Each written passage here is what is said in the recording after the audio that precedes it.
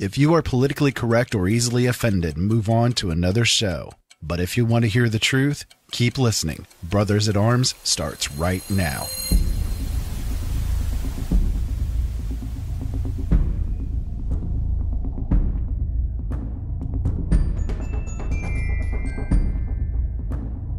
When you're born in this world, you're given a ticket to the freak show. And when you're born in America, you're given a front row seat. We gather tonight at a dramatic and deeply promising time in our history and in the history of man on Earth.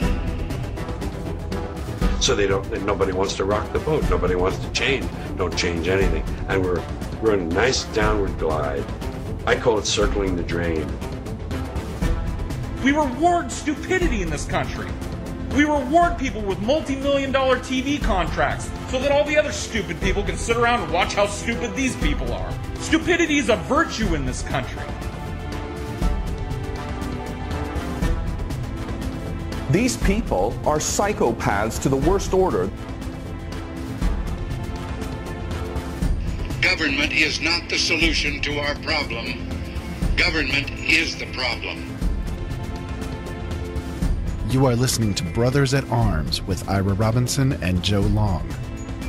This show airs Thursdays starting at 7 p.m. Eastern Standard Time on LateNightInTheMidlands.com.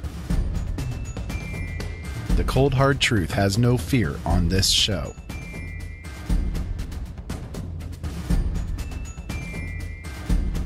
I think Americans have worked extremely hard not to see the criminality that their officials and their policymakers have exhibited. Hello, hello, boys and girls. Welcome to another episode of Brothers at Arms. My name is Ira Robinson.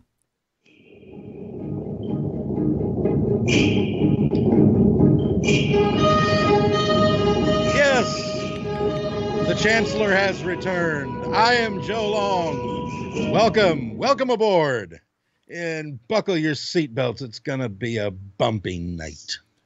Something along those lines. Hello, everybody. Welcome to the show.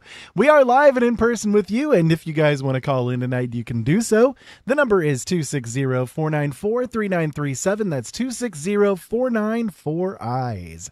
We're also over in the chat room at LNMRadioNetwork.com. Click on the big blinking chat button up at the top of the page. You guys can't miss it. It says chat and listen. Come on over, join in with the community, join in with the conversation. It's always a really good time over there. And if you're new, they'll welcome you with open arms. Yes, and maybe even open eyes. Anyways, we are live and in person, and we're going to talk about a varied amount of subjects tonight, up to and including dumb laws and dumber criminals. Yeah. And maybe some dumb juries. That too. I've got one that I looked at, when I was reading it, I'm like, what? Huh? Indeed. Okay.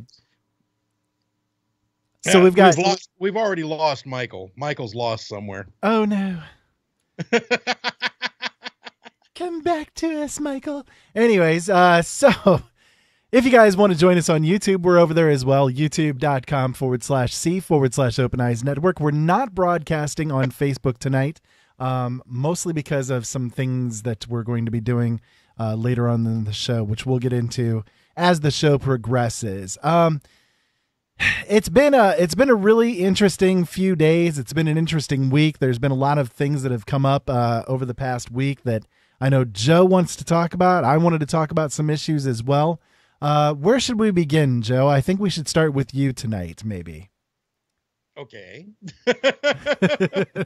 I was, in my research today, I've had a few days off. I don't start my new job till Monday. So I've been kind of sitting around for the last kind of week or so, twiddling my thumbs, going completely bug nuts. So I was doing a lot of video watching today, and I came across, we talked a few weeks ago about the crap that goes on in the airline industry and how they have really been just the level of customer service in the airline industry has just, it seems, over the last few months gone straight to hell. Declined rapidly. Well, I've got sort of like a nosedive out of the sky, right? Yeah, 757 coming out of the sky. Is it going to take me down to Memphis on a midnight ride? Yeah, that's the type of week it's been for me. Well, I've got another one out of the file of what the hell were they thinking? A family of 5 claimed JetBlue demanded that they depart an aircraft, leaving them stranded without alternative flight or luggage. On June 21st, Tamar Ron and Mandy Ifrin were seated on a JetBlue flight from Fort Lauderdale Hollywood International Airport to New York City. In other words, they were coming out of God's waiting room. Never mind. The ass casket of America. Yeah, pretty much. Their 1-year-old daughter and 2 other children, 5 and 8. Prior to departure, Ifrin said her youngest daughter, who was seated on her lap, began to kick the seat in front of her. Ifrin said the passenger turned around, made some rude comments before moving to an empty seat next to her. Everything calmed down until it was announced the plane would return to the gate, she added. Ifrin said a JetBlue security person approached her, asked her how many people she was traveling with before instructing all of them to get off the plane. In the first of 2 videos filmed by Iranian, the couple still seated on the plane repeatedly questioned a JetBlue official about the reason for their removal. He does not give them an answer, but instead continues to insist the family follow him off the plane. Now, granted, neither video shows the moments leading up to the request. Once they exited the aircraft, a second video shows the family again asking the JetBlue officials for a few more details why they will not be allowed to board the plane again. Frin cries as she questions the security person about how she will get her children and belongings and return to John F. Kennedy Airport in New York City.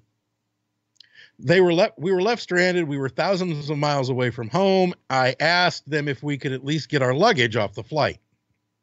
Now, for those of you who don't know JetBlue has a long and troubled history with everything from on-time arrivals to the safety of their aircraft. I mean, how many JetBlue flights has the wheels gone screwy on? With all this stuff going on, Joe still wonders why I don't fly. One of these days, I am going to get your fuzzy ass on an airplane because you, me, and the women are going to San Diego for Comic-Con. And if you don't fly, I'm not driving you there. We can drive. No shoes will be removed, though. Huh? No shoes will be removed, though. No. We're flying. And if you don't like it, tough. Because between me and Jolie, we can get you on an airplane. Go on. I'm sorry. The aircraft was evacuated when Ifrin's family was asked to leave. She said, Broward Sheriff's Office, the Broward County Sheriff's Department, deputies were also present at the gate in the second video and tried to calm down the couple while confirming they will not make the flight. While the deputies escorted the families to the baggage claim to search for their belongings, other passengers were allowed back on the plane.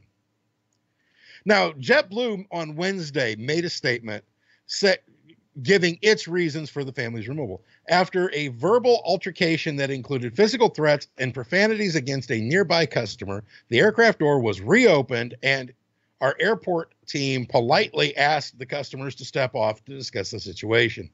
The customer refused repeated requests, and our crew members deplaned the entire aircraft.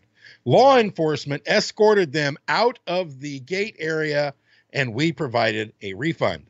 The airline also denied allegations that the way Rhiannon and Ifrin's children behaved was the source for them leaving the plane. By the sound of it, I think they're full of crap.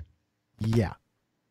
Now, this article goes on, and the couple has retained an attorney. You know, they were stuck in the plane. They were stuck at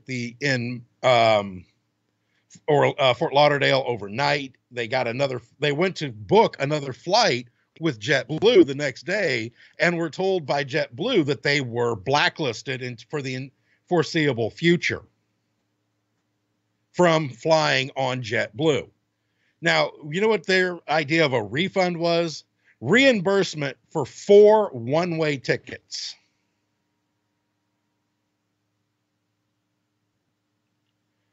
Alrighty. Plus they did not have their luggage, and instead of their luggage being held at at JFK, their luggage was actually sent back to Fort Lauderdale by JetBlue. It does not make sense the way this was handled, the whole situation, and disrespected my family, Efren said. Once the family was able to secure a hotel, she said she contacted a JetBlue official who told them they would be booked on a flight the following day. Efren said she was informed in the morning that this was no longer possible because her family had been blacklisted from JetBlue until further notice. The family booked a return flight on another airline. When they arrived at JFK, they did not find their luggage. They were informed it had been returned to Fort Lauderdale. It's like, yeah, that's helpful. Well, and the thing is, they got an attorney, and all they wanted was reimbursement and apology from JetBlue at the time. But since JetBlue has made this statement, which after me watching the videos is patently untrue, they never argued. They never got upset. They were very calm about the whole situation. I mean, yes, they were upset, but they didn't scream, yell, and throw profanities. And according to the Broward County Sheriff's Department, they were there not to escort them from they were there only to ensure there was no problem at all on either side. They didn't escort them out of the gate area. They went with them when the family actually left of their own accord. JetBlue is flat out lying because they know that they just had themselves stuck in a absolute public relations nightmare because a 1-year-old kicked a seat. Yeah.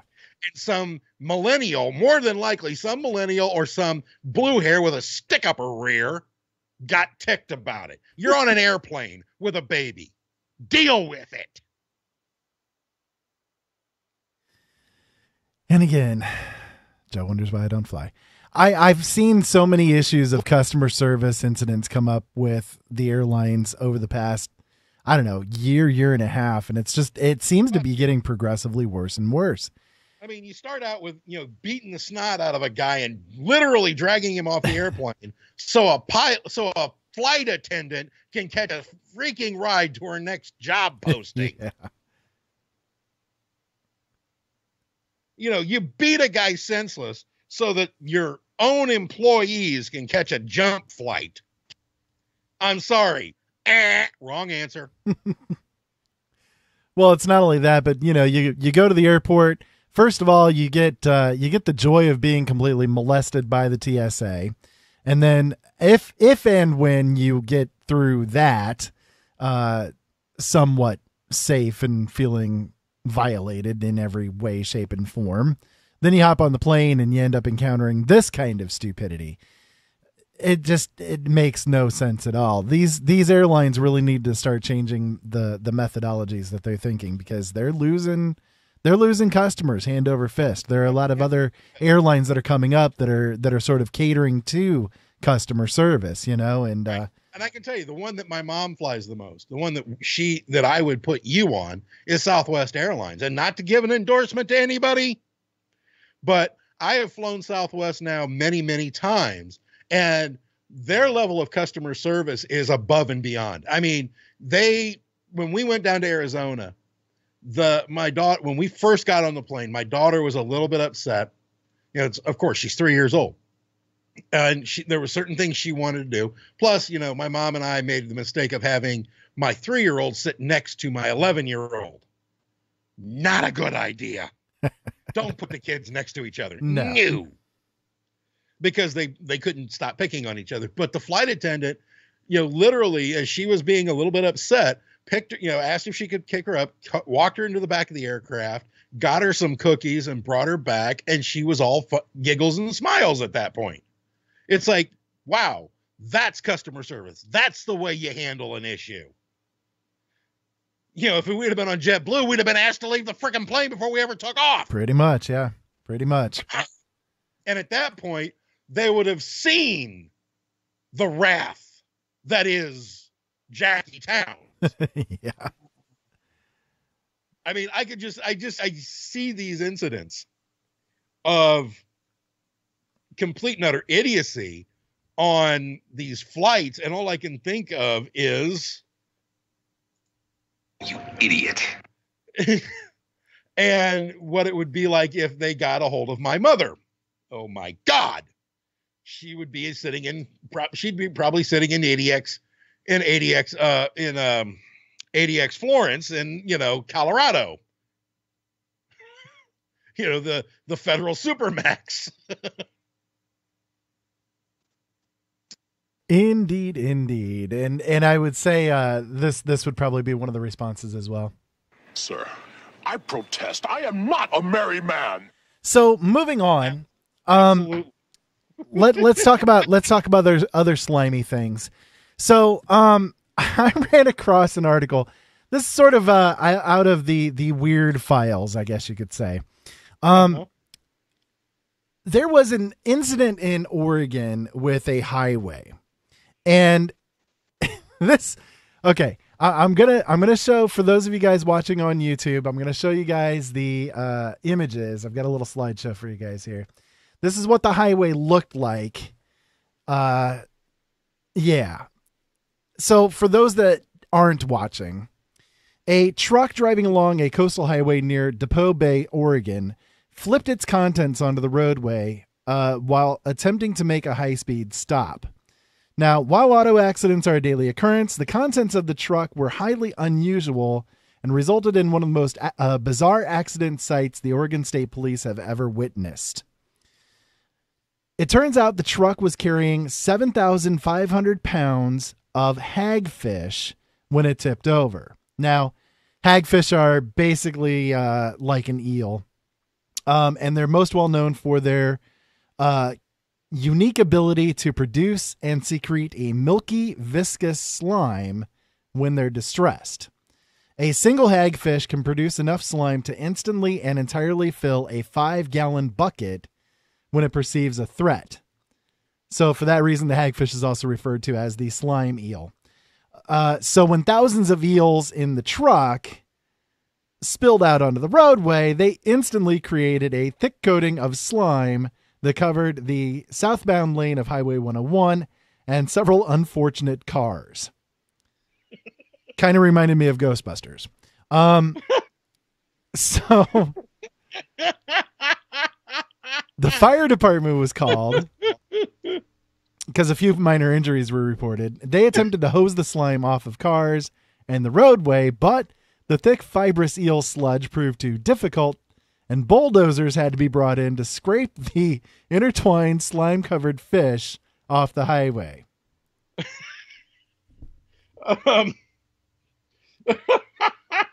The next day, the company that was shipping these eels to begin with had to come and collect and dispose of the stinking carcasses with an excavator off of the side of the highway. It went on for at least 700 feet. What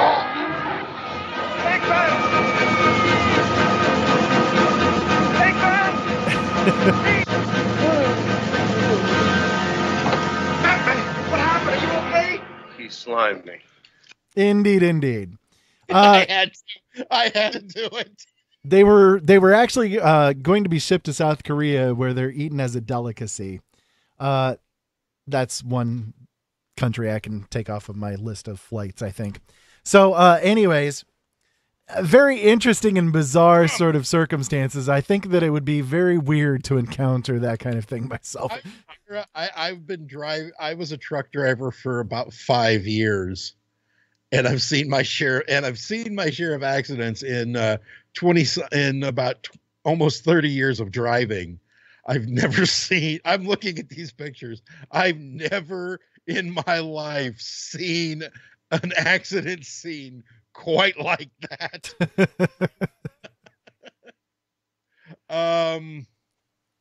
Yeah, just a little messy.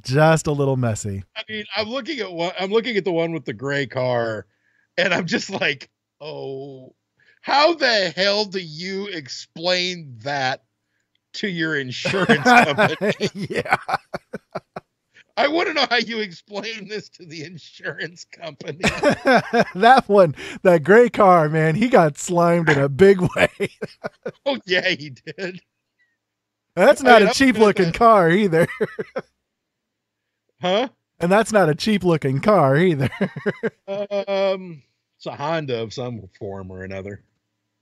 I can see the emblem. Yeah, anyways, it's crazy. I don't know. It's that white one's it's a Nissan. That's what that is. That's a Nissan.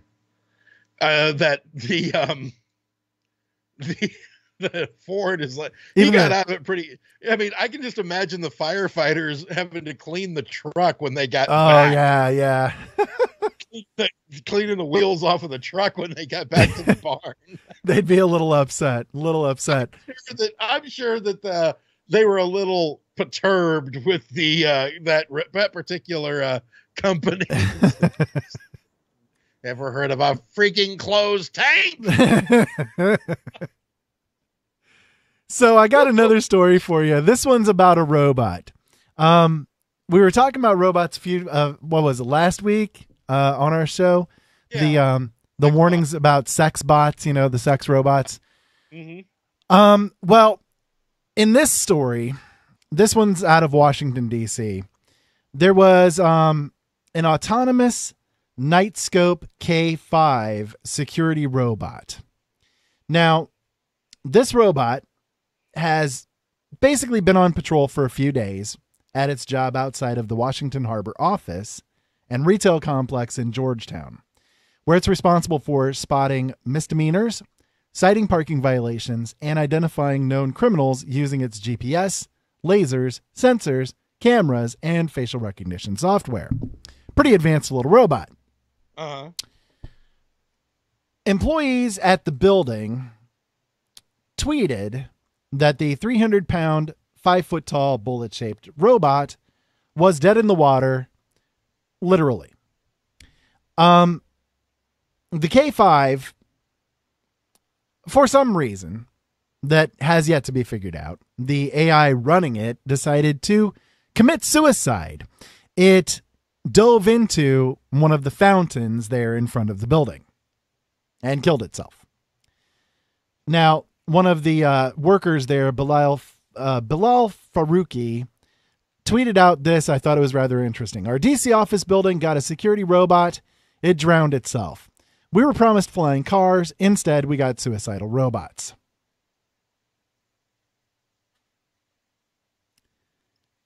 So, it's rather interesting, that now apparently we've got depressed robots. Sort of reminds me of something, doesn't it, Joe? Yeah, kind of reminds you of this. Here I am, brain the size of a planet, and they ask me to take you up to the bridge. Call that job satisfaction, because I don't. You can thank the Sirius Cybernetics Corp. A little bit of Douglas Adams, Hitchhiker's Guide to the Galaxy. Absolutely. I had to find that particular one because it's Alan Rickman, and they did one in the 80s and it wasn't, it was good, but Alan Rickman is Marvin. That's all he's well missed. Another quote from Marvin that I got here is, I've calculated your chance of survival, but I don't think you'll like it. So I'm looking at pictures of this K5. You know what it reminds me of? It really looks like a Dalek. It's like a Dalek. Yeah, it really is. Exterminate. Put a gun on it and it would be a Dalek. So, this thing has a 360-degree video camera array, microphones that identify gunshots, air quality sensors, thermal imaging capabilities, a siren, and a phone that it can use to call for help. I don't know. It had 911, but not the suicide hotline.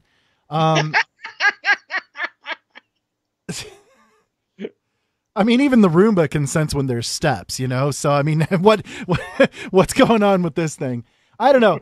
Maybe it needs to be redesigned a little bit. But this was a pretty expensive piece of technology that just decided to go, poof, These things are not cheap in any way, shape, or form.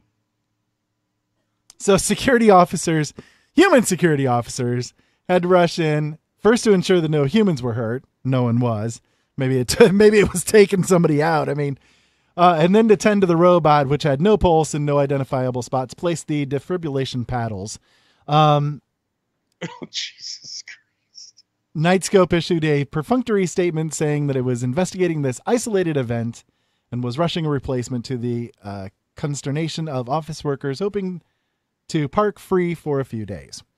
So, yeah, rather interesting. So was this like an isolated incident, or was this an accident, or is this sort of maybe a circumstance of engineering? You know, again, I mean, the AIs that are running this things, you know, we've seen, for instance, Tay, the AI that they put out onto Twitter, within 24 hours went from an average teenage girl who was a fan of Hannah Montana to being completely suicidal and saying that she wanted to screw her daddy. You know, I mean, Jew hating and spewing out, you know, KKK symbols and on and on and on. Within 24 hours, completely devolved, you know. So this one was within a few days, decided to kill itself in a fountain. Yeah, I'm trying to find out exactly how much one of these little thing. I wasn't able to find that myself. I looked, but I wasn't able to find that info myself.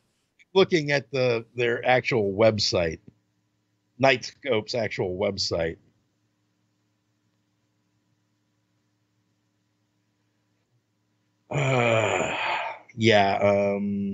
Gives a lot of background info on it.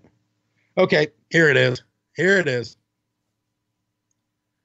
Series M. Okay, this is we're looking at the K5, so yeah, this is more investment stuff. Yeah.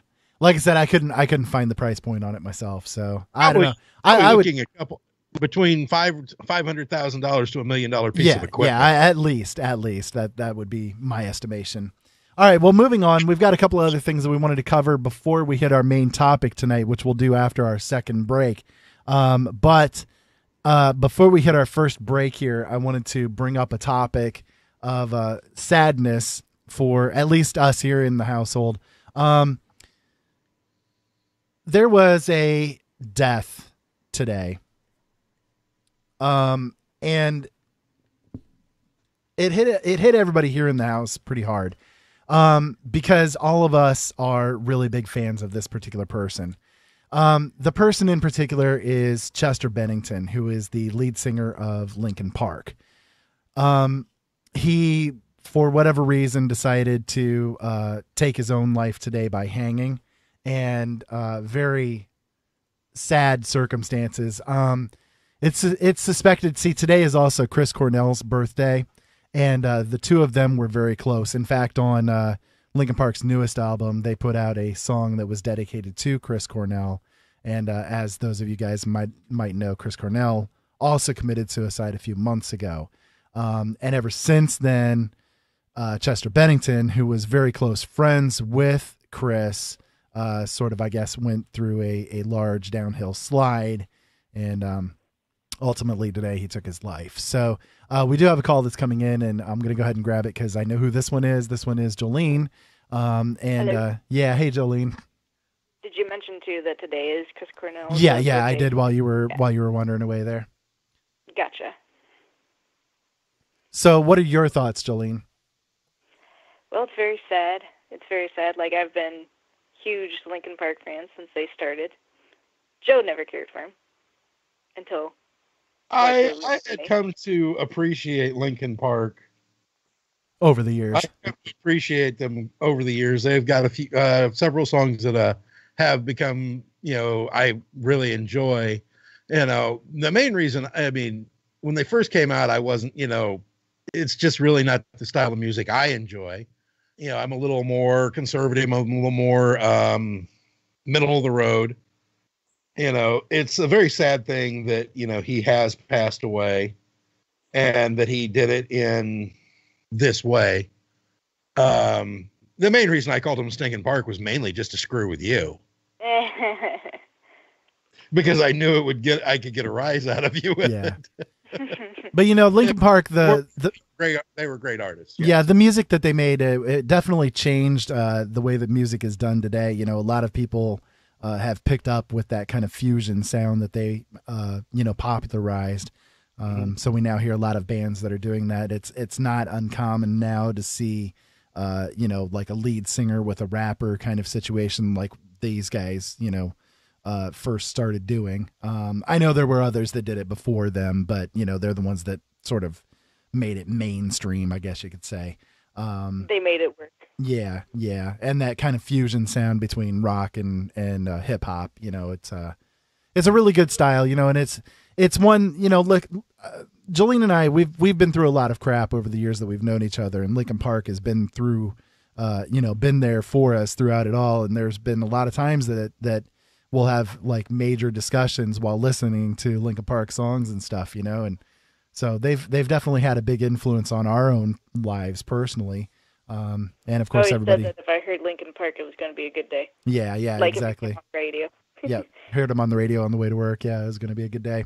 So, for the breaks tonight, what we're going to do is, we'll do the normal commercials, but I'm going to be doing a couple of Linkin Park songs during the breaks tonight. So, which would be why we're not broadcasting on the Facebook. Yeah, because Facebook would just cut it off and delete it anyway. So YouTube's a little bit more lenient with it. So that's what we're going to do. But anyways, just wanted to bring that up and, say, well, Chester, you're going to be greatly missed. You're definitely missed as far as the music industry goes and, missed in our lives. Thanks for... His own band members will miss him and his own family. He had 6 kids. Yeah, exactly. He had 6 kids and a wife. And yeah. So they're all picking up the pieces now.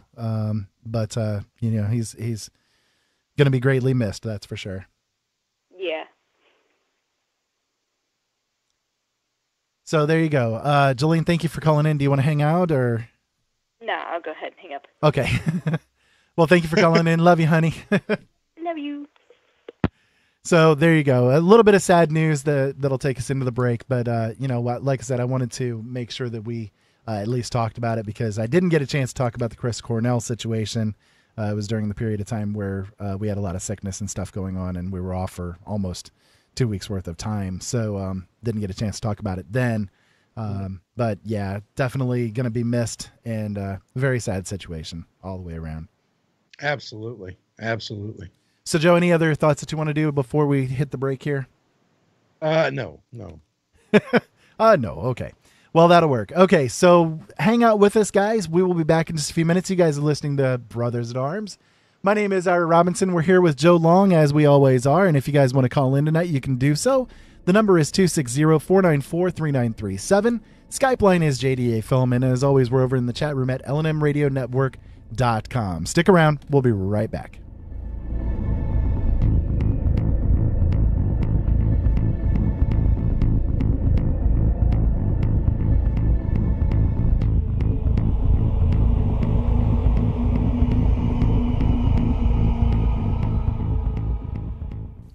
This is your last chance. After this, there is no turning back. You take the blue pill, the story ends. You wake up in your bed and believe whatever you want to believe. You take the red pill, you stay in Wonderland, and I show you how deep the rabbit hole goes. Remember, all I'm offering is the truth, nothing more. The LNM Radio Network and Late Night in the Midlands depends on you, the listener. Without you, there would be no us. So help us continue to bring you the best guests with the best information and subscribe today. Information on becoming an LNM subscriber can be found at the top of LateNightInTheMidlands.com. Just click the About Subscriptions tab and become part of the family while helping the truth stay alive. And while you're at it, maybe subscriptions aren't for you. A one-time donation helps as well. Click that donate button on the right side of LateNightInTheMidlands.com and help us help you. Have you ever heard of Audible? Audible is a website with hundreds of thousands of audiobooks. They're all high quality, easy to listen to, and, best of all, if you take advantage of a special deal that we've worked out for you, you can get one for free. That's right, a free audiobook of your choice in any genre simply by going to audibletrial.com/openeyes and signing up for the free trial. It's simple to do, and it would support the shows that we bring to you. And hey, you get a free book out of the whole thing. So why not take advantage of it today? Go to audibletrial.com/openeyes and sign up for the trial.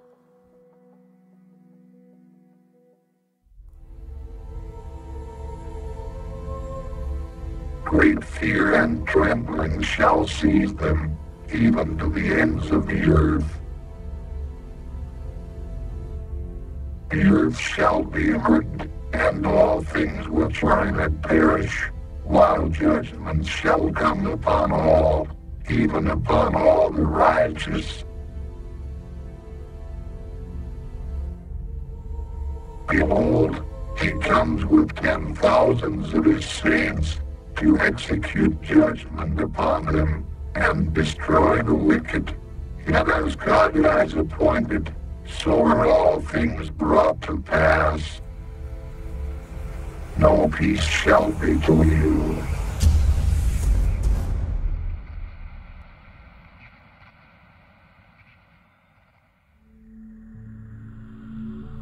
Newly released into paperback and ebook format, Illusions and Dreams, The Ultimate Collection is an anthology of short stories and novellas from author Ira Robinson. Dark desires, tragic decisions, and amazing journeys. Shadows lurk out of the corner of your eye. Burning questions and bending realities force their way into your mind. All this and more will become part of your illusions and dreams. This is the ultimate collection of short stories by best-selling author Ira Robinson.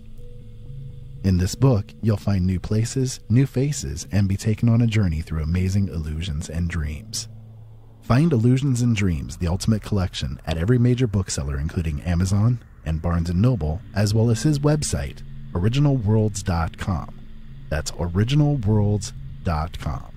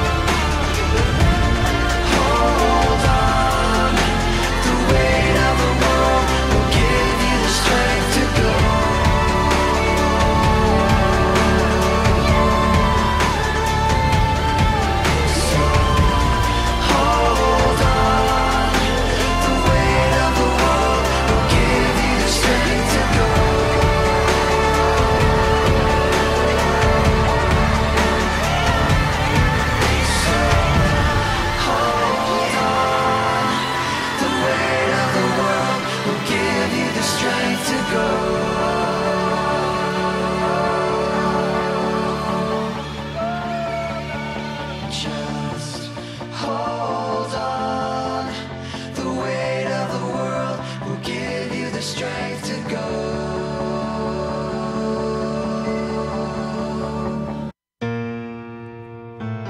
Oop, well, I wanted to replay there, but welcome back to Brothers at Arms. Not sure why I did that. Anyways, welcome back to the show. That was Robot Boy by Linkin Park, and Chester Bennington, again, the lead singer, decided to take his life today, and we dedicated the first break song there to it. So welcome back. My name is Ira Robinson. We're here with Joe as well. Hello, Joe. Hello. So... yeah, Crystal in the chat room said she's not going to be able to listen to that song without crying now. Yeah, I'm in agreement with you. It's going to be pretty much the same for me. A lot of meaning in that song, and it's one of my favorite songs from them. I love that song, and I love their music. So, anyways, let's go on. Joe, you had another story that you wanted to talk about, right? I've got a couple. Okay. I've actually got a couple. Well, where'd it go? Well, we'll jump into healthcare. The CBO says the Senate's latest healthcare bill would leave 22 million uninsured. The latest version of the Senate Republicans' healthcare bill would result in an additional 22 million people becoming uninsured by 2026, according to Thursday's report from the nonpartisan Congressional Budget Office, or CBO. Now, does anybody out there actually believe the CBO is nonpartisan? Does anybody believe that? I've definitely seen some bias from them over the years. Oh, God, yes. The number of uninsured would reach 15 million by 2018 before climbing further. The report analyzed an updated version of the bill, which includes additional funding for opioid recovery programs and out-of-pocket expenses, but the CBO did not factor in a version of an amendment first proposed by Senator Ted Cruz, which would allow Americans to purchase cheaper health insurance plans with fewer offerings. Those opposed to that amendment argued it would increase health care costs for the sick. How would it do that? Could somebody please explain that to me? I don't know. The CBO report found that passing the health bill would reduce the federal deficit by $437 billion over the next decade. A large portion of those savings would come from Medicaid spending reductions, according to the CBO. The bill would end federal funding, allowing states to expand Medicaid programs by 2024, which is how it should be. The federal government shouldn't be paying for Medicaid to begin with. That should be a state-run agency, which is how it should be. CBO funding findings are similar to the office report issued for the first version of the bill, which it also said would result in an additional 22 million people losing their health insurance by 2026. The bill was met with opposition from several Republicans, and the leadership went back and revised it. You know, the thing is, the Democrats are obstructing this. The hardline Republicans, the old guard, the rhinos are opposed to this. They want to keep, oh crap, for head care. They want to keep, oh shit, head care. And I'm sorry, it's got to go. It has to go. The reason they want to keep the oh crap head care is because of that mandate, of the individual mandate, because it adds a tax, and the tax on the rich, the big, oh, you got to tax the rich, and the Cadillac plan tax, because it's a tax, it brings money into their pocket. And I'm sorry, I can tell you how to fix this whole damnable mess when it comes to healthcare. A, tort reform. Every freaking time I see one of these non-attorney spokespersons on television suing somebody over something for all these major these major lawsuits because a drug company suing this doctor or that doctor or this drug company or that drug company, that drives my costs up. Every single one of those multi-billion-dollar settlements they win drives my healthcare costs up. Number two, the second thing is sell insurance across state lines. You sell the health insurance across state lines, boom, larger pool. Healthcare costs go down. By a large margin. That was the only thing that they really needed to do with Obamacare, was to allow the, number one, make it so that pre-existing conditions don't count. Number two, make it so that the insurance companies can sell across state lines. That's all that needed to be done. Number three, eliminate the freaking FDA.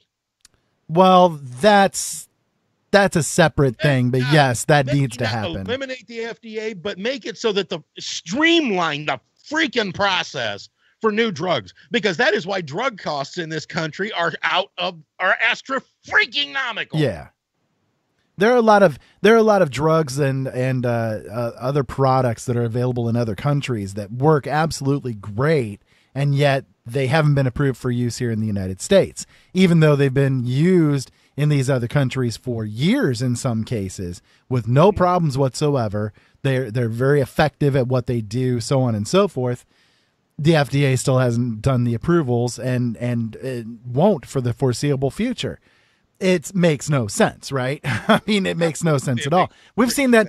We've seen this with vaping. You know, the vaping issues where they keep trying to tie vaping to smoking, even though they're two separate things, and they're trying to do the whole deeming regulations with the prerequisite date of, or the predicate date of vaping. So wanting to do it for the 2012 mark, which is 2007. Sorry, the 2007 mark. When the only thing you could get then were those god awful gas station cigarettes, right? Which are nasty, nasty, nasty things, to say the least. And that would be all that would then be available for sale in this country as far as vaping products are concerned. Until whatever company that you're getting them through can get their products FDA approved, which could take 5 to 7 years. Right. And is exorbitantly expensive. The exorbitantly expensive part is the biggest problem. Right. And thank God, I think Trump is looking into that and saying no. Well, we'll see what happens with it. But anyways, the brakes have been seriously put on it, because you don't hear anything more about it. The brakes have seriously been put on it. Hell, even the regulations here in Indiana are becoming a little less draconian because of the fact that Indiana, when they passed their absolutely ludicrous and draconian, they got busted colluding. They got spanked. They got busted colluding. Spanked because they unintentionally violated the Sherman antitrust laws. Creating monopoly, yeah. Created a monopoly with this one, because they gave all of that power to determine who gets the license to one security company. Yeah. Thus creating a monopoly. They got spanked. They did. They have had to go back and completely redo the law. One thing I found interesting, going back to the Trump care thing, one thing that I found interesting is that the senators were saying that they weren't actually going to end up voting on the deal. Then when the announcement of John McCain having brain cancer came out, then they said, okay, we're going to go ahead with the vote because he's not going to be there to decline the vote. Now, I thought that was rather interesting, and I wonder, sometimes we know that they do have these fast-acting cancer things that they will do to people. I kind of wonder if that's maybe what ended up happening to John McCain. I don't think so. John McCain, I think, has had that cancer growing in his brain for quite a while because he's a complete and utter idiot. And we all know that cancer of the brain can cause you to be completely nuts.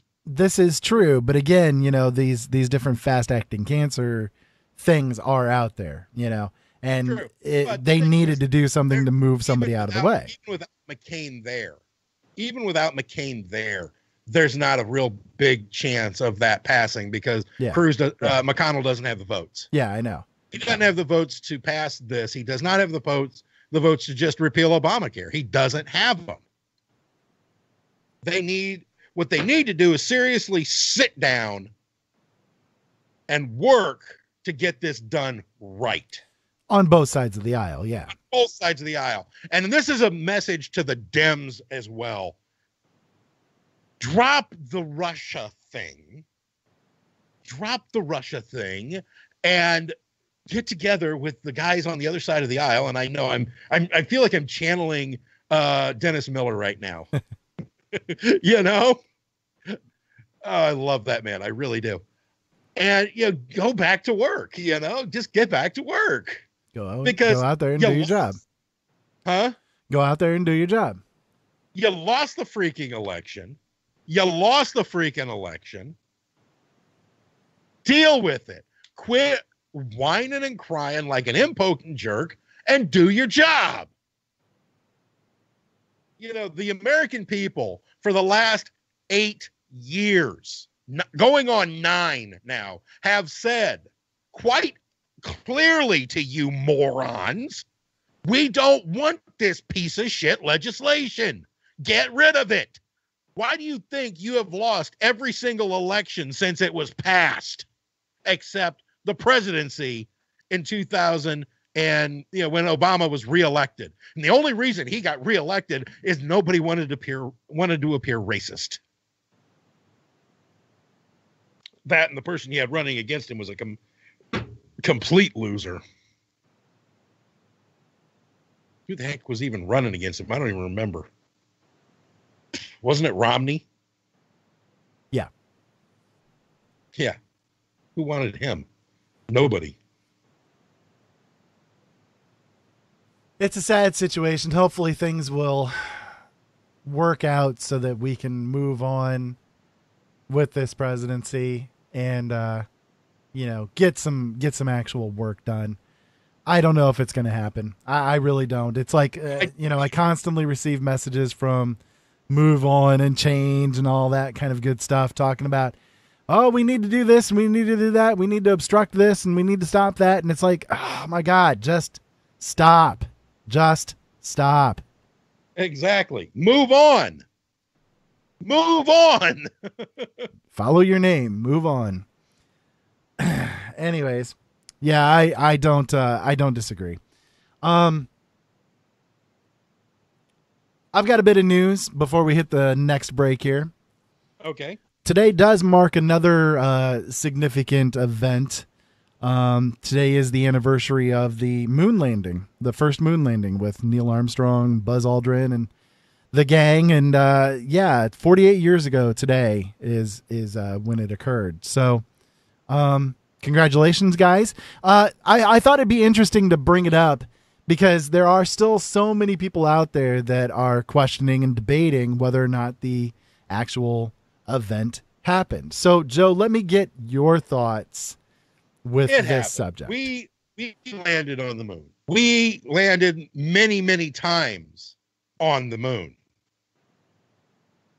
What do the people out there that say, oh, it's a hoax. We didn't land on the moon. They were in Arizona. They were here. They were there. No, we landed on the moon. We did land on the moon. I mean, these men came back from that experience profoundly changed. I mean, Neil Armstrong, Buzz Aldrin, and damn it, my brain just shut off. And who was the third? There was a third guy. You never remember, because it was Neil Armstrong and Buzz Aldrin that were in the Tranquility, which is the lunar lander. The LEM, yeah. And then Michael Collins, who commanded the Columbia. I kept thinking Glenn, and I knew that wasn't it. No, it wasn't John Glenn. It was Michael Collins. They did. They went there. They came back profoundly changed by their experience, and it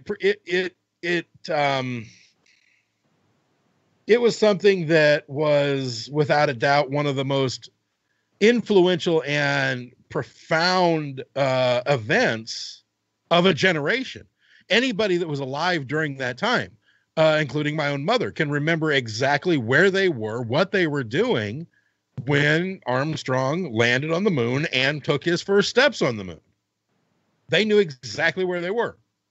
And I mean, it was such a turning point in this country. I mean, we had set a goal. You know, John Kennedy had given us a goal to go to in 1961 during his inaugural speech to go to put a man on the moon within the decade, within 10 years of that announcement. And what did we do? We did it. It proved that that the American will, the American drive for excellence was alive and well. And we really haven't done anything to rival that since. Which is sad. We've created more nuclear bombs. We've gotten in a lot more wars. We dismantled the one thing that could have probably put us back on the moon, the space shuttle. Yeah. We didn't, instead of upgrading the fleet of space shuttles or building new ones. No, what do? We ground them. And we go back to, we're building now this humongous rocket with similar technology, upgraded, of course, but the similar style of technology that they used for the Saturn V. Now, granted, the Odyssey, the new Odyssey heavy lift vehicles are the Orion heavy lift vehicle is much bigger than the Saturn V. But it's basically the same thing, and that they haven't even started testing those yet. I think it's interesting too because they're tossing out the ideas of using things like space elevators and that kind of thing too, which, I could see that working, but I could also see a lot of problems with that kind of a situation too. Yeah. Yeah, I mean, for me personally, I would you ride a space elevator? Oh, it depends. I mean, it's the technology is the theory of it. The theory of it is actually sound. It is, yeah. Sound theory, and it's been around for a long time too. Right. Putting it into practice would be the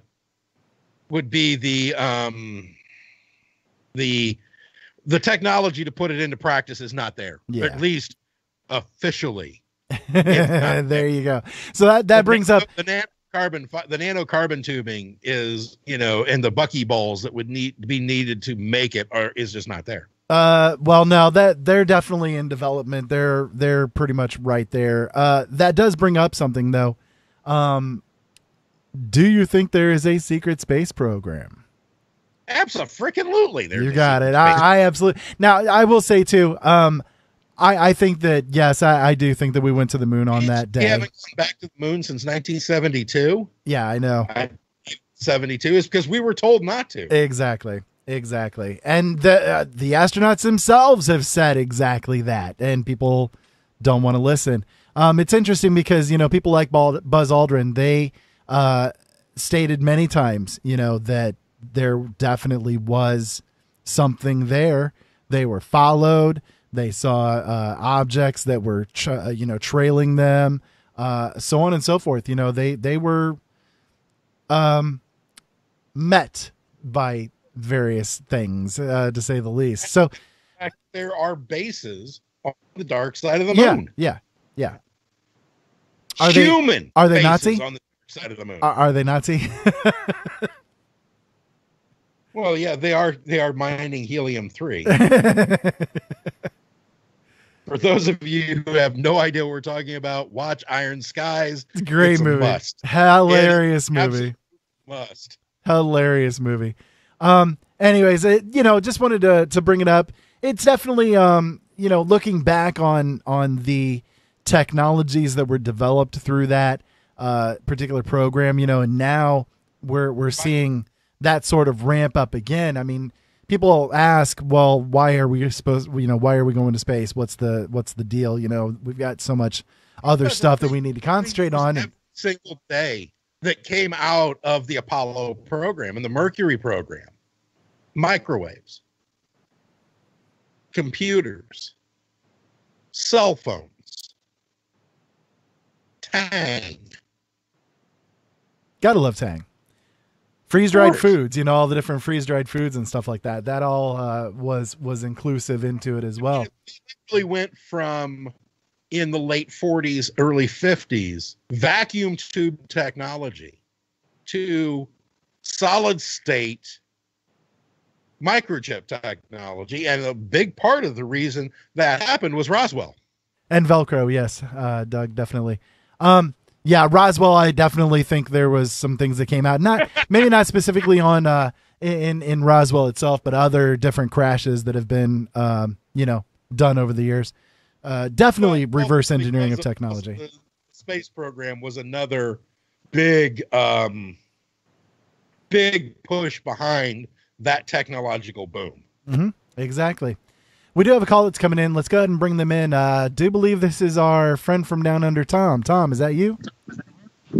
Houston, we have a problem. Indeed. How you doing, Tom? Captain Tom. Captain of the Asgard. Yes, Captain of the Asgard. I am freezing. We have heating issues on the Asgard. I can't feel my toes. There was snow on the ground this morning when I got up. So I literally cannot picture snow in Australia. I just can't focus my mind on that picture. I'll send you the picture. I did take a picture when I got to work. But for some reason my jacket got soaked, so I'm only wearing a jumper. So I'm a little bit chilly.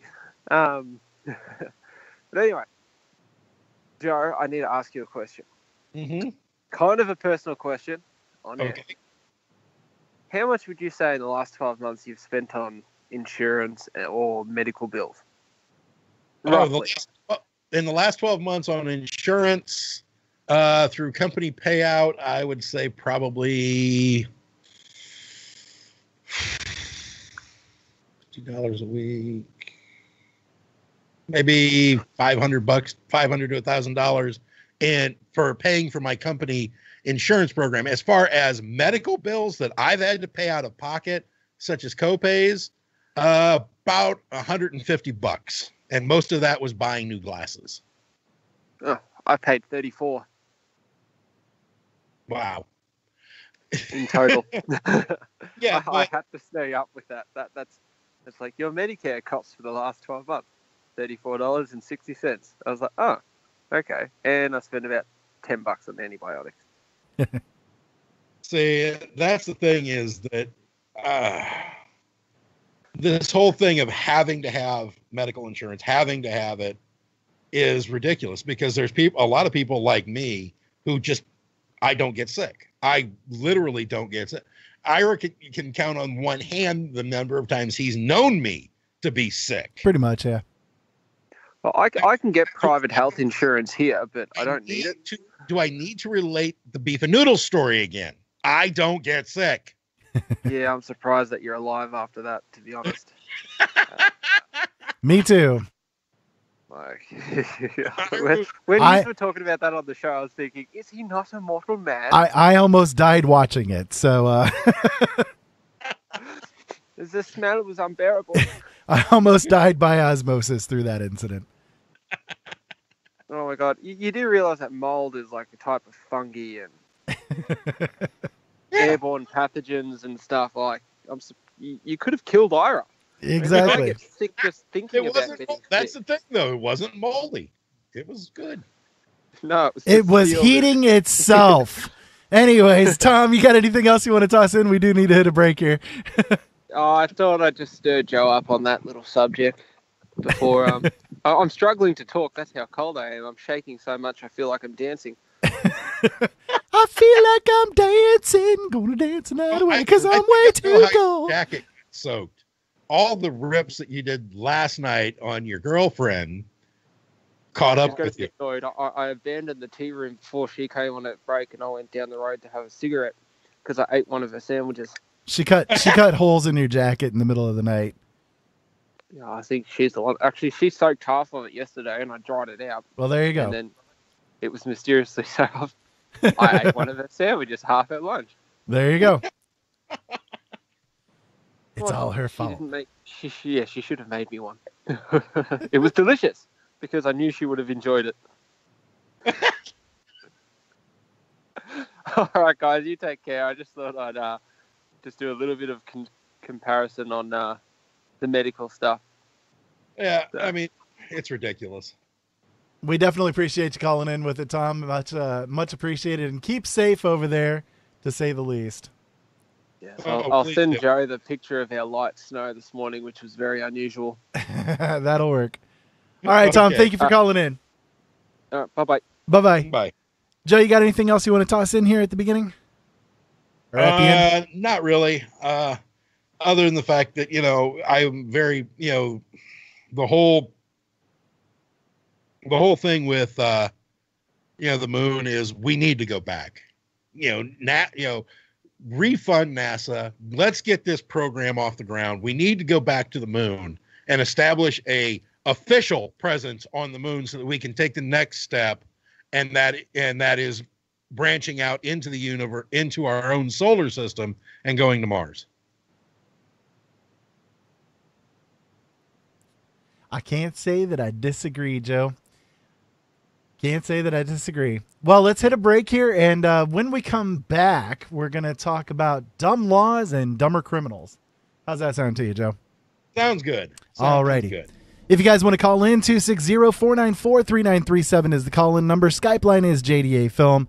As always, we're over in the chat room at LNMRadioNetwork.com. Stick around, folks. We'll be back in just a few minutes.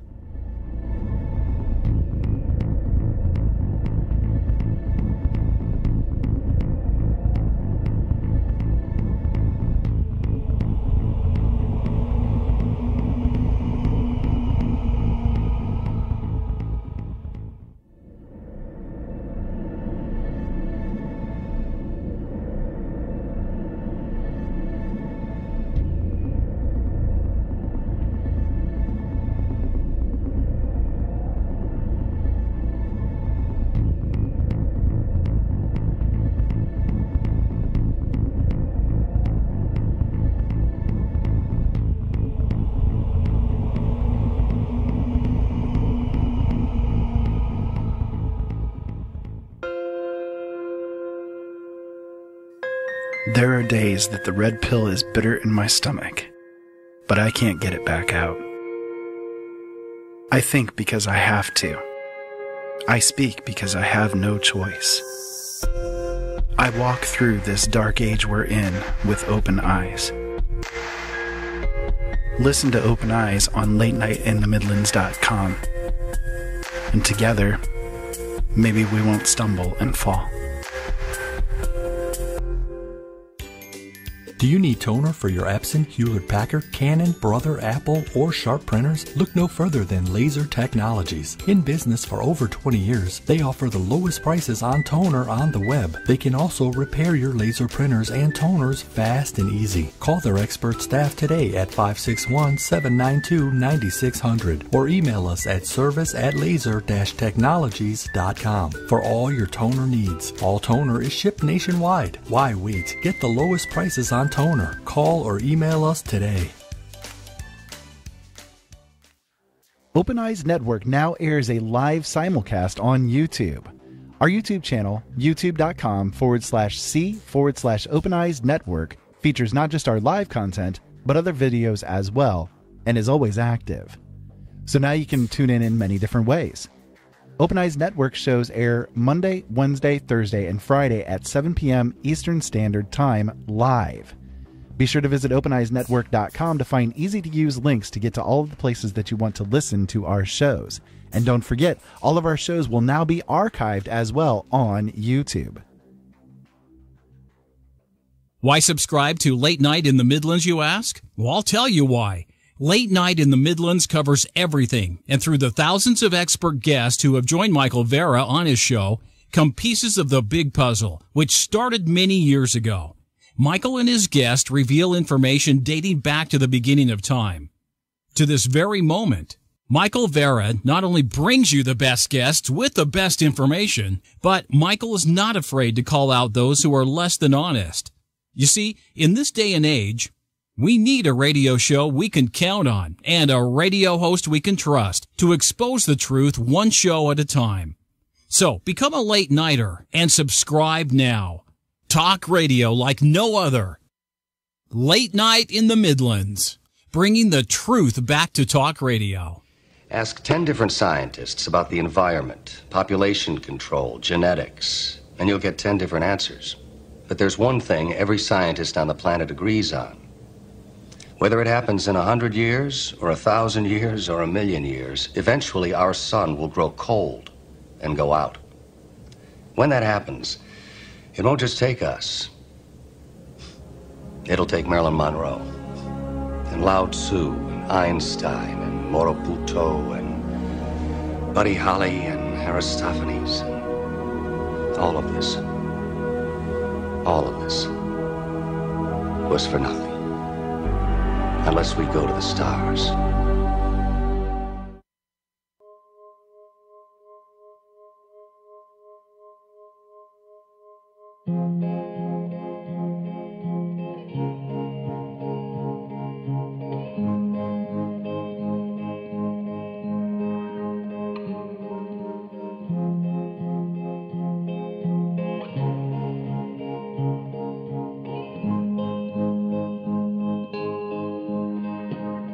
Should have stayed were the signs I ignored. Can I help you not to hurt anymore? We saw brilliance when the world was asleep. There are things that we can have but can't keep. If they say, who cares if one more light goes out in the sky of 1,000,000 stars? It flickers, flickers. Who cares when someone's time runs out? If a moment is all we are, or quicker, quicker. Who cares if one more light goes out? Well, I do. The reminders pull the floor from your feet. In the kitchen, one more chair than you need. Oh, and you're angry, and you should be. It's not fair. Just 'cause you can't see it doesn't mean it isn't there. If they say, who cares if one more light goes out in the sky of 1,000,000 stars? It flickers, flickers. Who cares when someone's time runs out? If a moment is all we are, or quicker, quicker. Who cares if one more light goes out? Well, I do.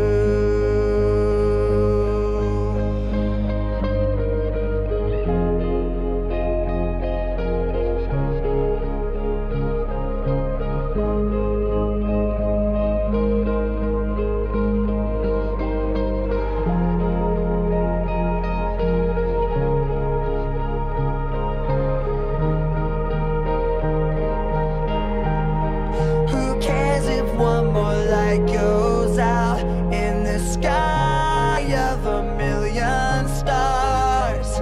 It flickers, flickers. Who cares when someone's time runs out? If a moment is all we are, or quicker, quicker. Who cares if one more light goes out? Well,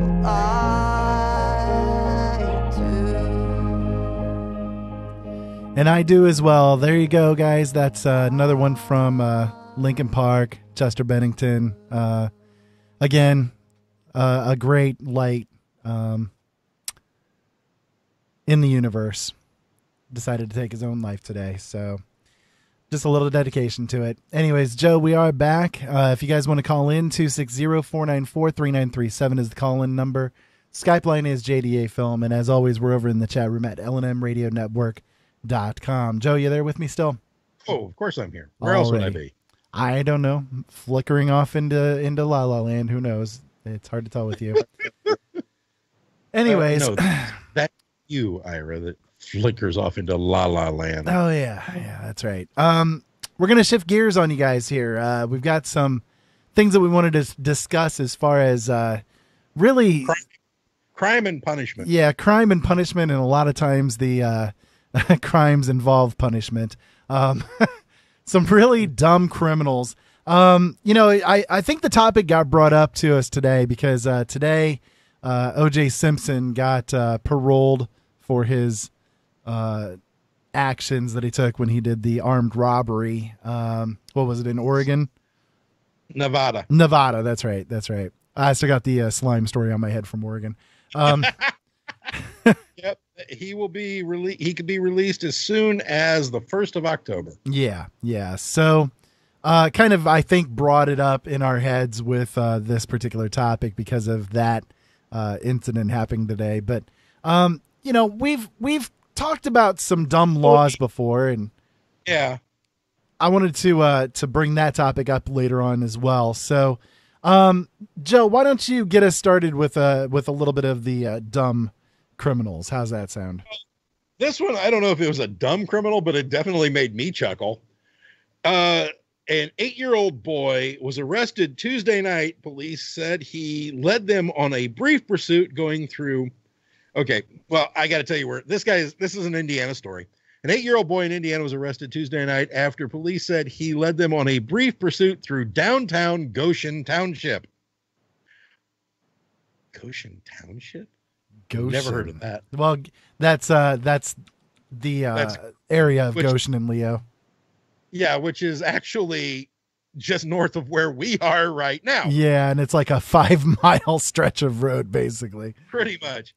I don't understand why this was on Fox 59, unless there's another Goshen Township, which could be in southern. That could be. Yep. Authorities said they received calls about 9 p.m. of a person driving recklessly. Witnesses told police the driver of the SUV looks extremely young. You think? Officers found the driver and tried to get him to pull over by flashing their lights and sirens. He did not stop. Police continued to follow the SUV for several more minutes. The youngster even reportedly pushed through a police barricade before coming to a stop. Police said the juvenile driver took his parents' car for a little joyride. The child was arrested and charged with resisting arrest with a vehicle and driving a vehicle without a license. He's now back in the charge of his parents. All right. They arrested the 8-year-old. Interesting. Well, anytime you're actually stopped by the police and given a ticket or anything like that, it is considered an arrest. Poor kid. Well, all he wanted to do was go out for a little while.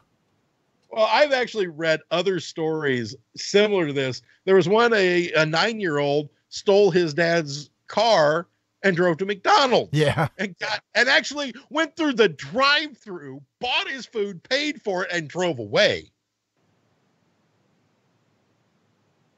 I actually read that. I wish I would have saved that one. It's just like, what? Well, I have another one as far as a car is concerned. Okay. The title of this one is Poor Man's Hummer. I thought that was rather interesting. Jonesville, Virginia. William Anderson, age 51, was arrested after attracting attention by applying for welfare at the Department of Social Services while driving an H2 Hummer. Thinking it an odd sight, the local sheriff ran the plates and the vehicle came up as stolen. You think? Note to self, don't go applying for welfare when you're driving a stolen vehicle that's worth a lot of cash. Especially driving an H2 Hummer. Those are about a $40,000 to $55,000 vehicle. Exactly.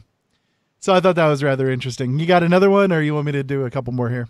Go ahead, because I've got a couple. I'm still trying to come up with who thinks it's a good idea to apply for welfare while driving a stolen H2. Yeah. West Palm Beach, Florida. Things were looking up for Frank Singleton, age 21, as he was released from jail. However, when he realized he didn't have a ride home, he walked straight into the prison parking lot and attempted to carjack a woman. He was foiled when he realized he couldn't drive a car with a stick shift. As he was rearrested, this time for felony carjacking, Singleton told police that he simply didn't feel like walking.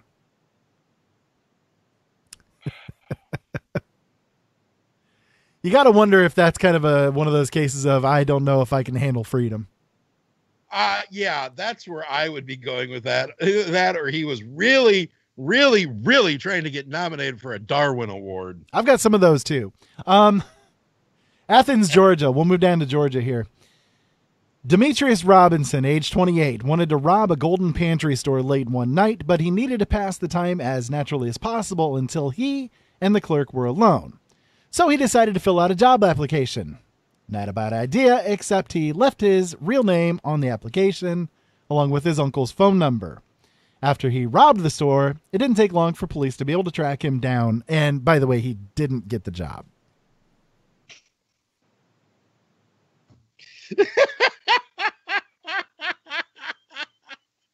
Oh, God. Are you kidding me?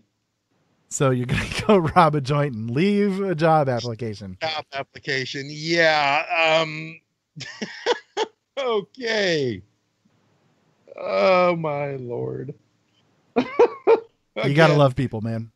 I swear to God, the dumbest criminal awards go. I mean, here's one that I swear to God, the jury must have been smoking crack. Okay. A jury has convicted a Western Michigan woman of first-degree murder in the shooting death of her husband, and a crime apparently witnessed by the man's parrot. The Navajo County jury deliberated for about 8 hours before finding 49-year-old Glenda Durham guilty Wednesday of killing her 46-year-old husband, Martin. He was shot 5 times in May of 2015. Glenda Durham suffered a head wound in what prosecutors said was a suicide attempt, but survived. Martin Durham's ex-wife, Kristen Keller, said that after the slaying, the pet parrot Bud repeated, "Don't, expletive, shoot," in Martin Durham's voice. Keller took ownership of the bird after Martin's death. Durham is due to be sentenced August 28th on murder and felony firearms charges. They convicted the woman on the testimony of a parrot. Could we say that she was a little bird-brained?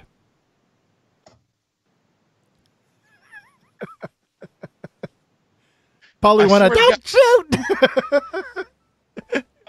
Okay, first and foremost, the fact that they convicted this woman on the testimony of a freaking parrot. I wonder what exactly the people in White Cloud, Michigan are smoking. Where in the heck is White Cloud, Michigan? It's got to be in the UP. White Cloud, was that the ganja smoke or? Exactly. I mean, I swear to God, this woman has a clear-cut case. I mean, an automatic appeal. They convicted her on the word of a parrot. Polly want a bullet? I mean, come on. Okay, so I got one for you. Fort Myers Beach, Florida. Another one from Florida. The ass casket of America. Amateur criminal and professional dimwit Christopher Cron created his own personal how not to commit burglary instructional video when he tried to rob a restaurant after it closed one night. The first mistake that he made, he tripped the alarm when he broke in. Okay. The second mistake that he made is that he failed to flee after hearing the not silent alarm. The third mistake that he made is when ADT called the restaurant after being notified of the alarm, Cron answered the phone. The fourth mistake, he gave the ADT employee his real name. The fifth mistake When he finally got the bright idea to leave, all he took was a bottle of Grand Marnier and a beer. Took a bottle of Grand Marnier and a Marnier, beer. yeah. Mistake number 6. Having gotten away with the crime, he returned to the restaurant the next day and was recognized by an employee who had seen the surveillance video, and he was arrested on the spot. Are you kidding me? So many clues. Okay, first of all, you call ADT calls. Yeah, I'm breaking into the place. Hi there. My name's Ira Robinson. I'm committing a robbery right now. Oh, wait a minute. I shouldn't say that. Some troll might grab that and try to use that. Crazy people. I mean, it's, if I was to commit a crime, I would hope that I'm not that stupid. I would hope that my brain would not have devolved to that kind of a point. I don't know. Maybe this is what crack does to people. I don't know. Crack or alcohol or severe alcohol poisoning or meth or spice. I mean, heck, here in Fort Wayne, we've had over the last 48 hours, they've had 3 dozen spice overdoses in like a 24 to 48 hour period. So apparently we've got a bad batch of spice. How many times do we got to tell people you don't smoke the oregano? Exactly. This one's from Norway, Oslo, Norway. 2 men in their early 20s, possibly their IQ as well, decided to vandalize an elevator in a train station by violently kicking the closed doors while they were inside. The doors jammed, and the elevator stopped, sounding an alarm that alerted security guards. The guards tried to lower the elevator, but the doors jammed even more, so they called the police and the fire department, and the 2 vandals were eventually freed and promptly arrested.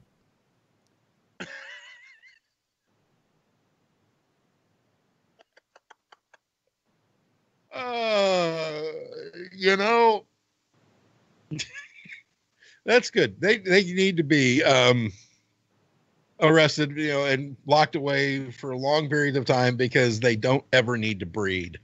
Speaking of alcohol, you mentioned the alcohol thing. 56-year-old woman's boldly dumb defense in her trial for drunken driving was that the alcohol did not affect her driving because she kept one eye closed to avoid seeing double. That's a sad thing because my grandpa used to do the same thing. Okay, we got one from Tennessee, Bristol, Tennessee. Oh, Lord. Randy Lewis, 43, was at least maybe trying to be responsible by not driving drunk during a beer run. Instead, he had his 10-year-old son drive for him. The boy proceeded to crash the car at an estimated 90 miles per hour. The elder Lewis had not only a blood alcohol content of over 3 times the state limit, but he also had cocaine in his system, not to mention 2 other children in the car. Jesus H. Katie. And by the way, when he was booked, he was wearing a t-shirt reading, "Buy this dad a beer."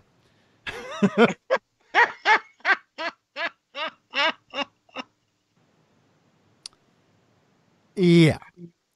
So what else you got?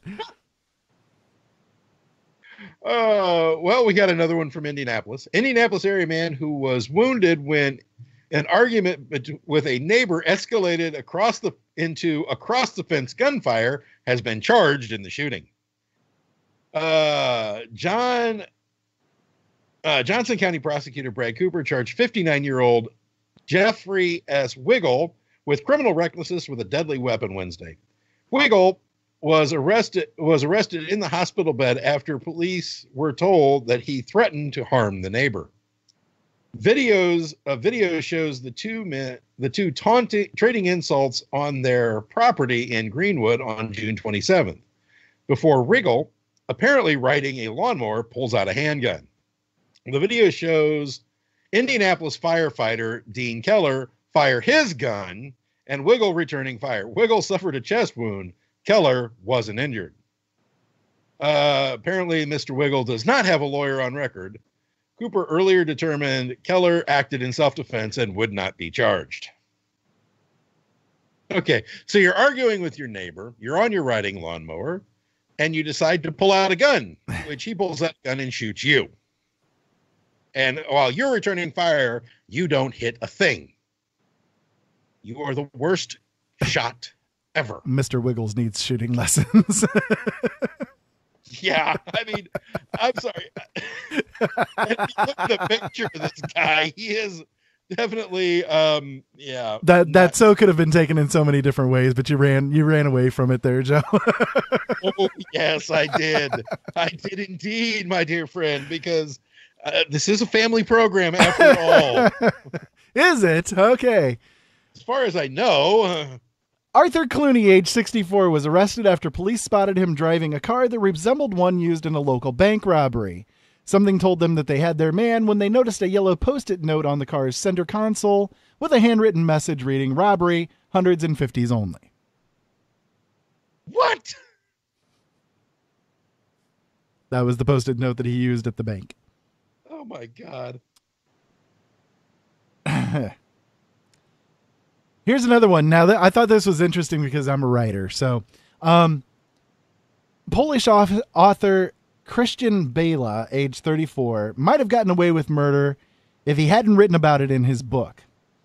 His 2003 novel, Amok, became a bestseller in Poland, but he paid the price when police noticed that the details of the murder in the book eerily matched those of an unsolved year 2000 case. The similarities led the police to investigate further, discovering connections between Bela and the victim, including the fact that the victim was romantically involved with Bela's ex-wife. Although it wasn't proven that the author was the sole perpetrator, he was sentenced to 25 years in jail for his part in the crime. I suppose if you're going to write a book, you may as well get the details right, although I would not say this would be the best methodology of study. I will say authors have sort of a strange issue that our Google histories could really be taken out of context. Yeah. I would hate to see what the NSA makes of your Google history. How to dissolve a body in acid. I mean, hey, it's things that everybody wants to know, right? Exactly. Don't look at me funny. Why are you looking at me, Mr. Officer? Over there, Mr. Wiggles, he needs shooting lessons. Go over there to him.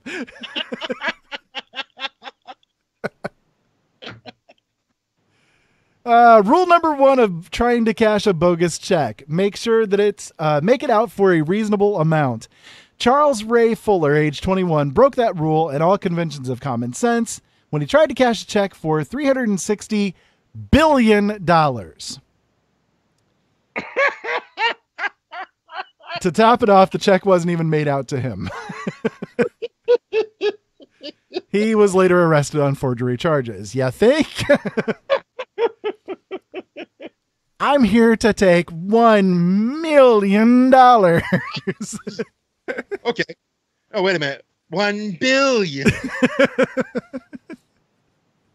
Where do you even come up with the asinine idea of $360 billion on a check? Oh, my goodness. Where did he even have the room to fit the zeros? It was written by Donald J. Trump. Oh, Lord. Okay, here's one for you. If you're going to rob a bank, don't do it in the shadow of a cultural icon, which is protected by a small army of police. One dim-witted crook did not get the memo. He tried to rob a bank next to Yankee Stadium, where scores of police cars were parked in front on a daily basis. The criminal genius did not rob the chase. Did not rob the chase up the road where fewer police cruisers are seen. Instead, he chose to hit the branch at 75 East 161st Street. Outside the branch, scores of police cruisers and NYPD vans are parked as part of the detail that not only protects Yankee Stadium, but the courthouse area. Forget about the dozens of police officers, court officers, and law enforcement agents that frequent the McDonald's next door. At 2 p.m. on Wednesday, March 29th, The would-be bank robber handed the teller a note inside the Chase Bank. He received a small amount of cash and attempted to flee on foot. Apparently, he got as far as the number 4 train a block away when police swooped in. No word on whether the bank robber was on his way to the box office to buy Yankee tickets. Dum da da dum dum. Yeah. Dum da da dum dum dum. This one's from California, Crescent City, California. Crystal Evans, age 26, and Denise McClure, age 24, were arrested for destruction of evidence when they sifted through a DHL delivery van looking for Evans' probation mandatory urine sample that was on its way to a forensic lab. The pair knew that Evans' sample would test positive, meaning she'd be sent back to jail, so they attempted to grab the urine before it reached its destination. The driver, however, caught them and called the cops. Ironically, Evans' sample tested negative, but the sample that she had to give after being arrested for the pea caper came out positive for meth. She would have been okay if she had just left it alone. Alone.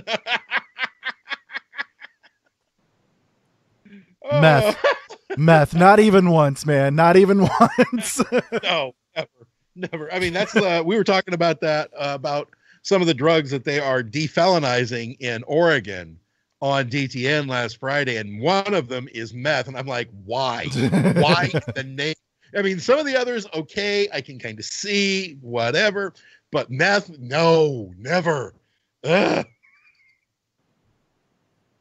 I had a real, I mean, if you haven't listened to that show, I had a real interesting conversation with Jess, who's a frequent contributor in the chat room, and Jenny. And it was, oh my Lord. Interesting show. Yeah. It was an interesting show. It went in, I was going to talk about something completely different, and it went in a completely different direction on me. I've got another one from the Bronx. Go ahead.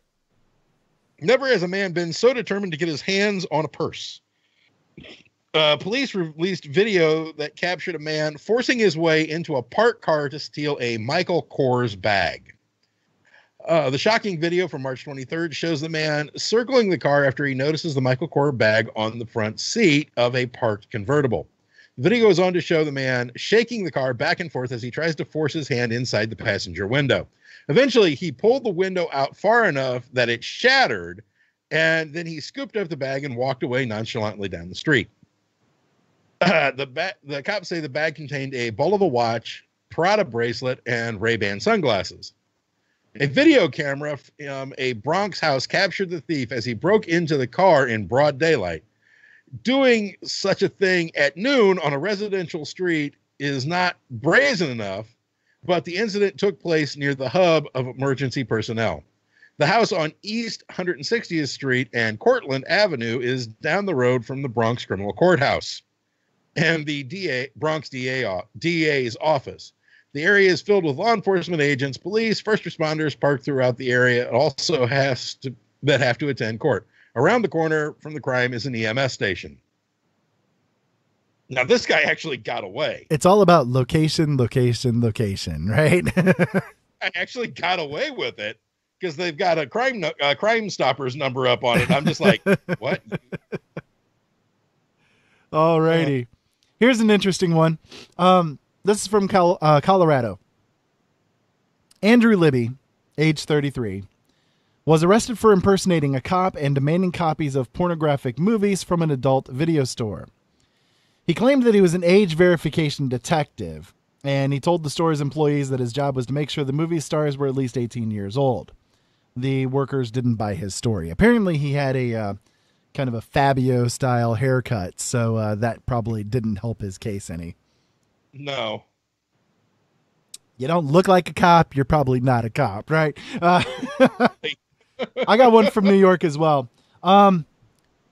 Victor Marin, age 20, was stealing $218 in cash from an apartment that he had broken into. For some reason, he decided to take out his own wallet and lay it on a bed. And when he left, he forgot his wallet. When he returned minutes later, the apartment's resident was back. Standing outside, Marin offered to return the money in exchange for his wallet, which contained his ID and credit cards. The victim told him to stuff the money under the front door, but since the wad included $93 bills, It was too tall to fit, and Marin had difficulty shoving the bills inside. That gave the police time to show up and arrest him. What an idiot. I got one from Ridgecrest, California. All right. An alleged burglar in California whose luck ran out when he got stuck inside the home's chimney.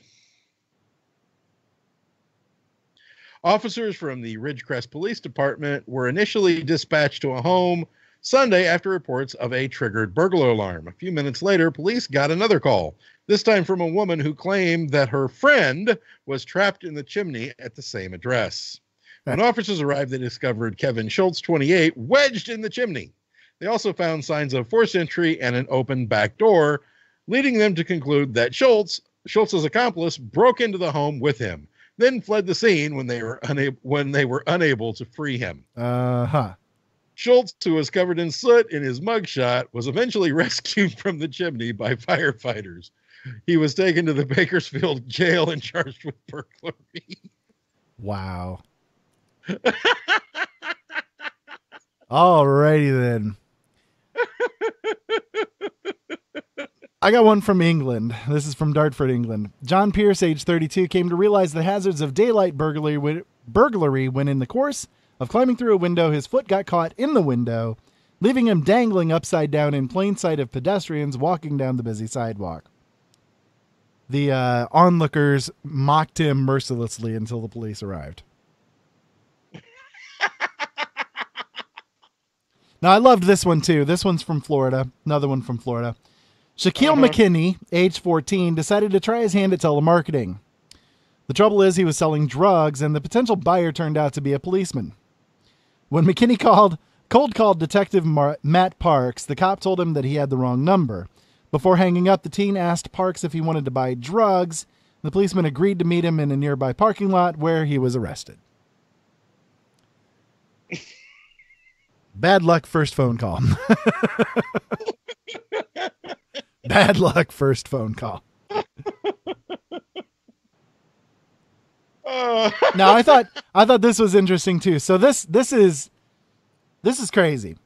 Now, this is from Lexington, Kentucky. Henry Earl might go down in history as the lifetime achiever in petty crimes. Since 1970, he's been arrested 1,333 times and counting, although he serves an average of less than 4 days per offense. Now, is he either dumb or is he dedicated? I'm not sure. But maybe he's going for a world record somewhere. I don't know. But 1,333 times. Would you say that's a career criminal? I'd say so. I'd say so.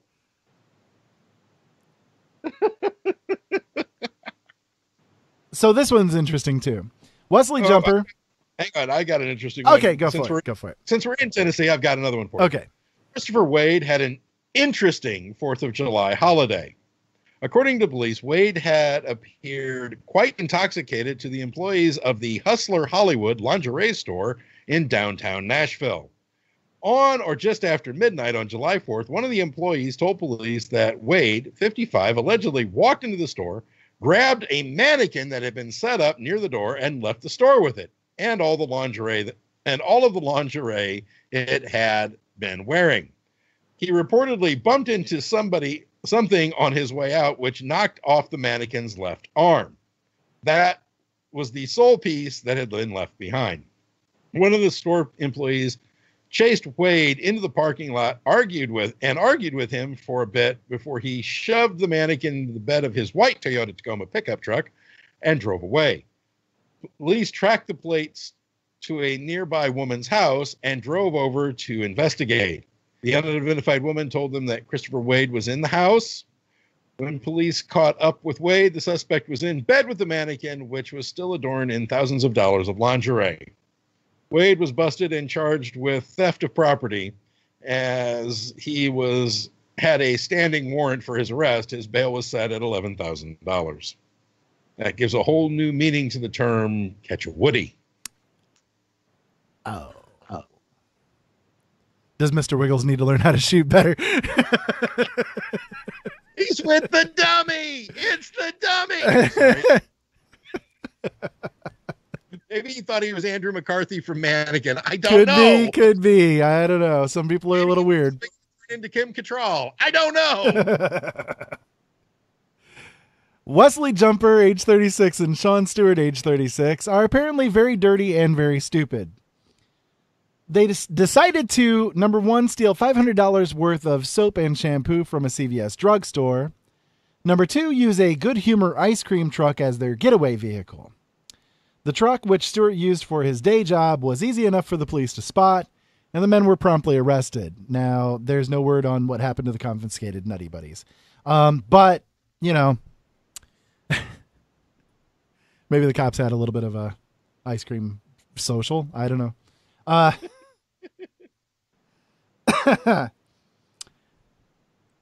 Eloise Reeves, age 50, stretched the limits of to serve and protect when she approached a policeman and asked him to help her get her money back for the poor quality crack cocaine that she had just purchased. She showed him the crack, which she had tucked away into her mouth, and he placed her under arrest. The salesman wasn't charged in the incident.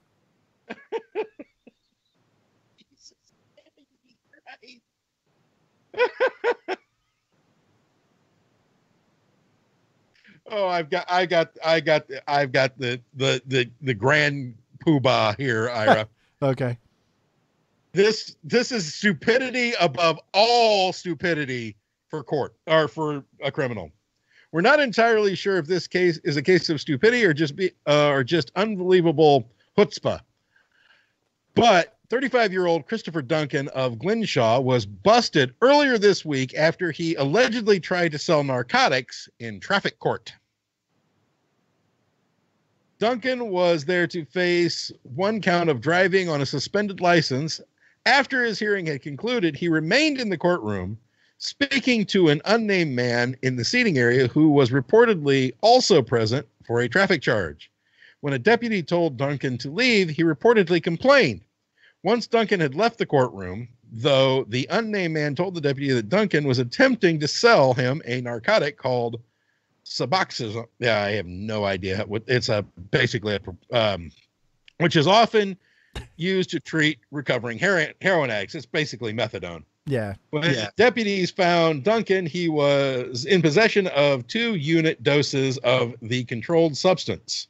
Duncan was charged with possession with intent to deliver and possession of a controlled substance. Alrighty, you think? Yeah, like I said, I have the dumbest of the dumb selling drugs in court. How about this one? According to the bus driver, it was a brutal, unprovoked attack. A woman got on his bus and assaulted him with a half-eaten banana. I had banana all over me, he insisted. On my tie, my shirt, and in my eye. The woman explained that the driver had almost hit her car and that when she entered the bus to rationally discuss the matter, the banana slipped right into his tie, his shirt, and his eye. The court may not have believed that, but it did believe her when she argued that it was unreasonable that a banana could cause this much damage. They slapped her with a fine of only about $100.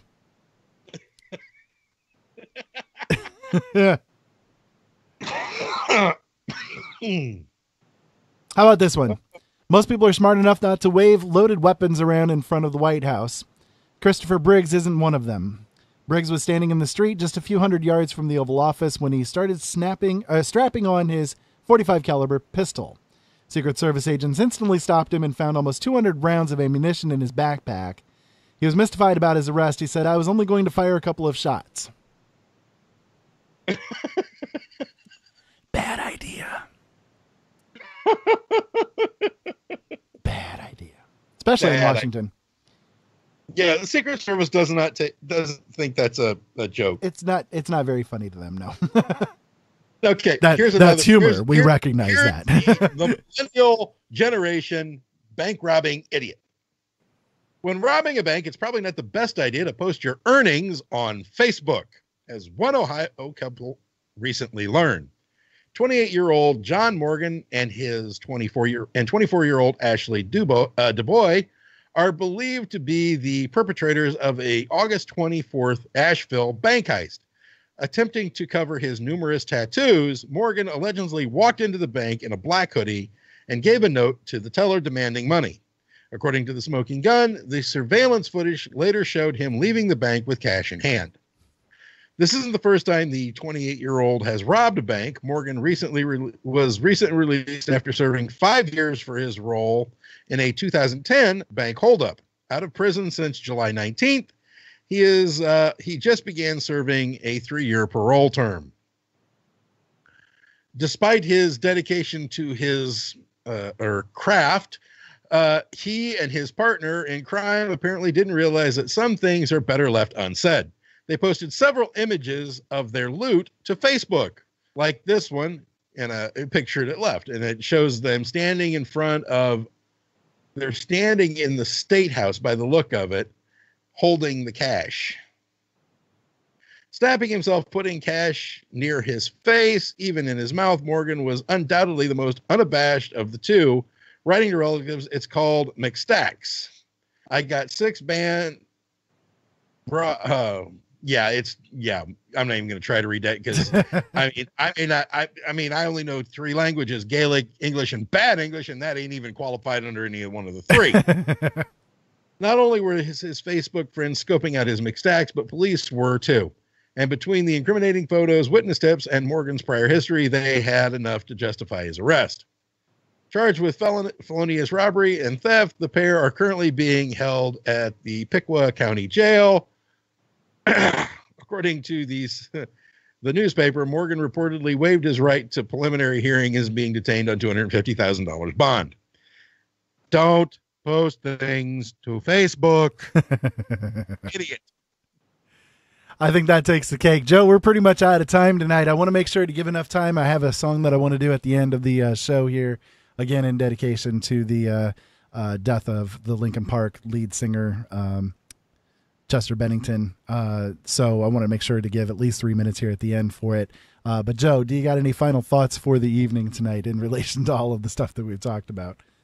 Not really. I mean, when it comes to being criminals, please keep being stupid. It makes my day to see stupid criminals because, when they're stupid, if you're stupid enough to do some of this stuff, then yeah, you're going to be, it's just going to be. You deserve to get burned, right?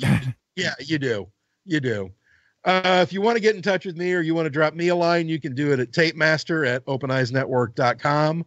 I'm probably going to be talking about some more serious crimes tomorrow night. I have a few stories that I came across that are more of a serious nature involving crime, including one about the Justine Diamond shooting that happened in Minneapolis about a week ago.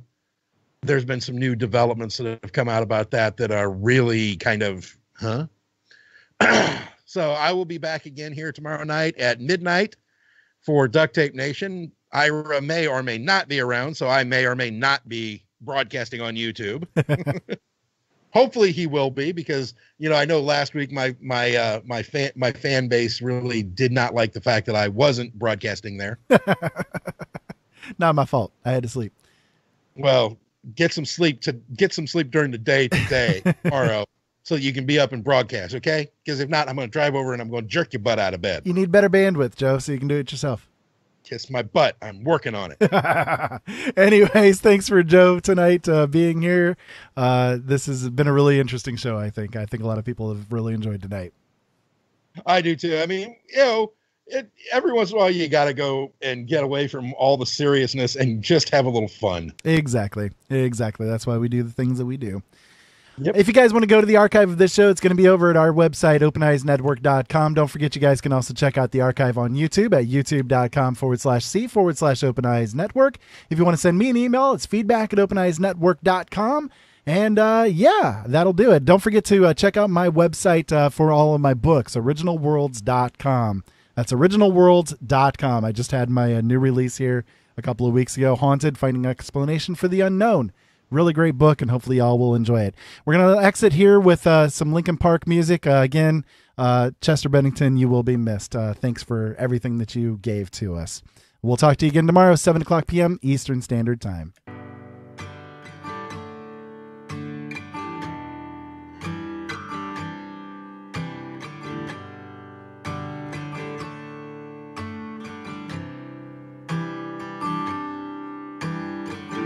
When you feel you're alone, cut off from this cruel world, your instincts telling you to run. Listen to your heart, those angel voices, they'll say to you, they'll be your guide back home when life leaves us blind. Love keeps us kind, it keeps us kind.